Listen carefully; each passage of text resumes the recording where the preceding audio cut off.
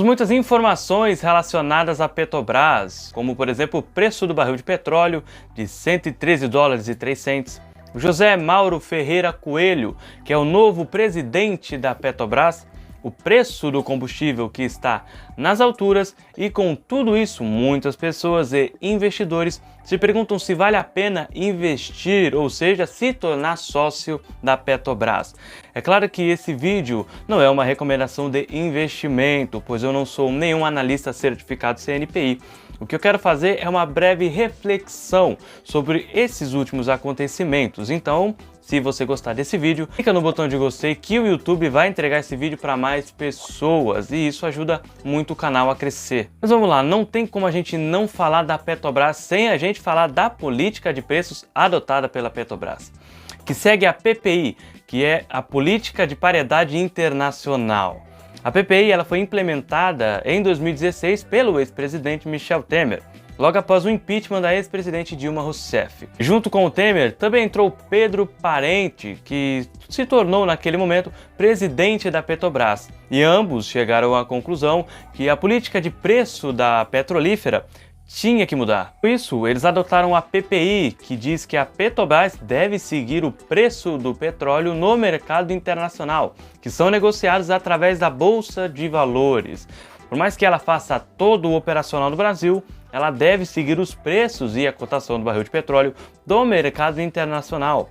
Porém, a PPI foi muito útil durante o período da dívida, do pior endividamento da Petrobras depois da Operação Lava Jato, que foi um dos momentos mais críticos do Brasil e também da própria petrolífera. Quando a gente olha para a empresa com uma visão de sócio, analisar a política de preço da Petrobras é extremamente importante, pois muitos brasileiros abastecem os seus veículos, porém não sabem o porquê o preço sobe ou porquê o preço desce. Se é que ele desce. Outro ponto é a questão do refinamento.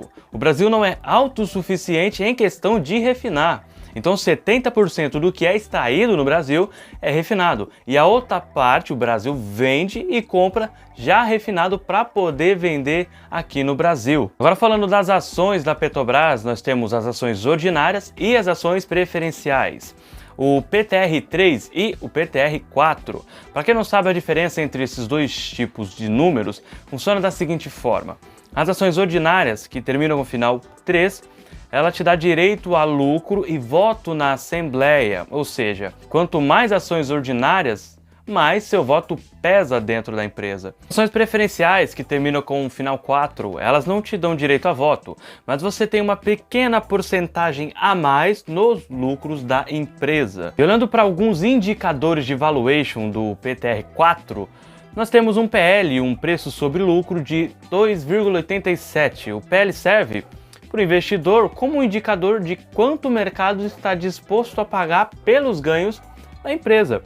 E o PL baixo pode indicar que o mercado não está tão confiante em relação àquele papel, mas também pode indicar que aquela ação é uma boa oportunidade, que ainda não foi muito percebida pelo mercado. A própria Petrobras tem um PL relativamente baixo. Outro indicador é o Dividend Yield, que está em 23,60%. Ou seja, a Petrobras é uma boa pagadora de dividendos, ou pelo menos se passou a ser. E quando a gente fala de provento ou dividendos, o que isso significa? Quando você compra ações, você se torna sócio da empresa.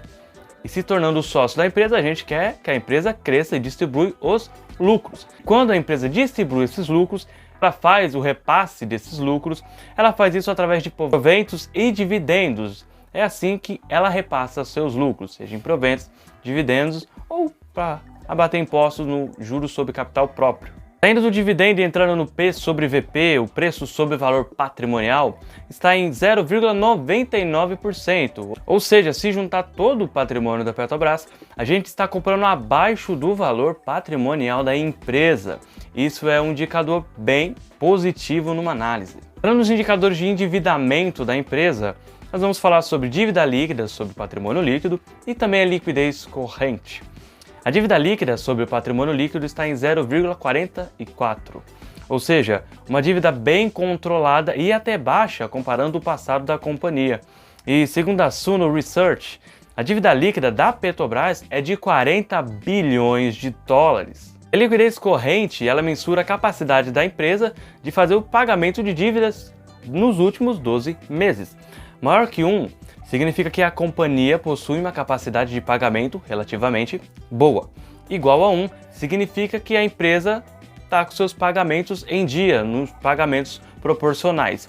Menor que 1 significa que essa empresa está com falta de caixa para efetuar os pagamentos.